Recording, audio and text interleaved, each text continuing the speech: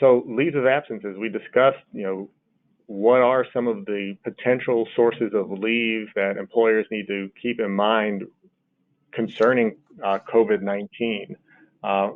Particularly in California, you want to keep in mind CFRA, the California Family Rights Act, which provides up to 12 weeks of job protected leave for the serious health condition either of the employee or if the employee has to care for a spouse, a parent, or a dependent child.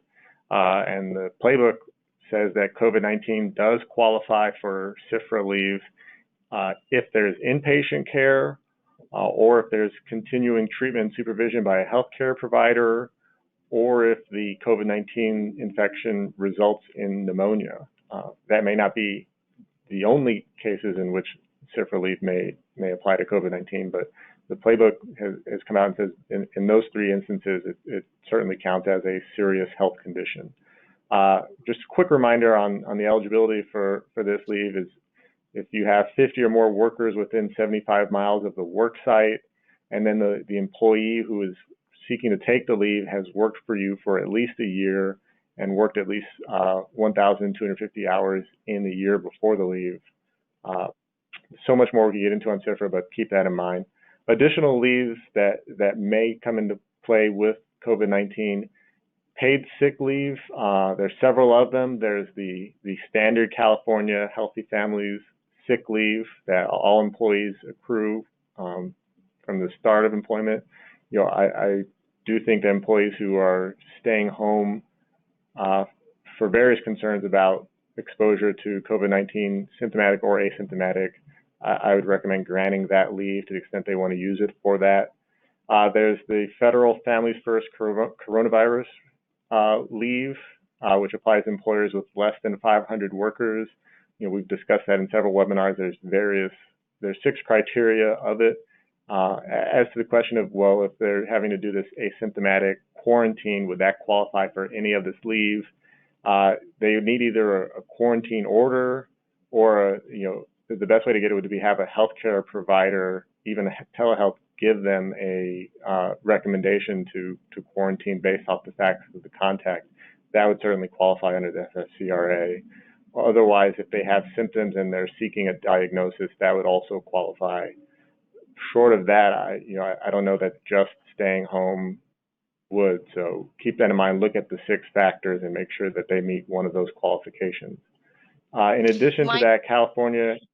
Yep, go ahead, Ann. Before you move on, we've got a question on the FFCRA. So how can you what do you do to document an exception?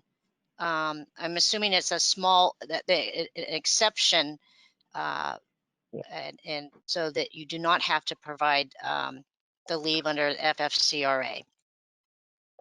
All right, so taking that a little bit cold, since I would, there is, we've covered in past webinars, there is a provision that if you're 50 or lower employees, you may qualify for relief from the FFCRA, and it's been promised we'll get you more information.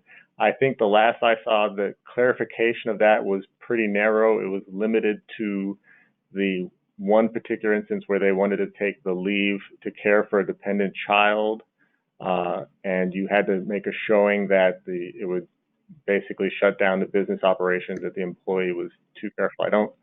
I haven't looked at it since that time, so I would hesitate to give any more concrete answer on that. But I do think it was particularly narrowed from, I know when it was first asked, there was a lot of expectation that if you were under 50, you were going to be able to get it. I don't think it turned out that way, but did anybody else? Well, I would only add, I think that also that the expectation is that they don't want you submitting something in writing that is internal, to keep it documented internal as much as you can, as detailed as you can. And then I would continue and do a quick look at the FAQs on the congressional website and everything and on this act, and see if they've been updating those questions regularly. But make sure you keep it documented internally. I'm not aware right now anyway that you have to turn that in or submit it to someone for approval.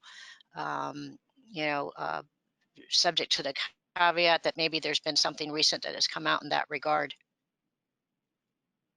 Yep, and you know, we do try to provide as much information as we can on these webinars, but a lot of this particular question, you know, there is certainly so much risk since they're saying hold off on, wait on it, and you don't want to then later find out that, oh, you weren't able to meet the exemption and now you potentially have liability. So in that particular case, and as with a lot of these tough questions, I would consult legal counsel and make sure that you're on firm footing on that one. So the governor also has an executive order for supplemental paid sick leave that covers large employers, 500 or more, for food safety workers, and that has a provision that more clearly would cover if you are prohibiting the employee from working due to fear of coronavirus, then that would qualify under that paid sick leave. So much more likely to qualify in the case that we've been talking about with, you know, employees forced to quarantine due to close contacts. And then keep in mind also that your local jurisdiction may have a paid sick leave ordinance that is greater than what the state provides.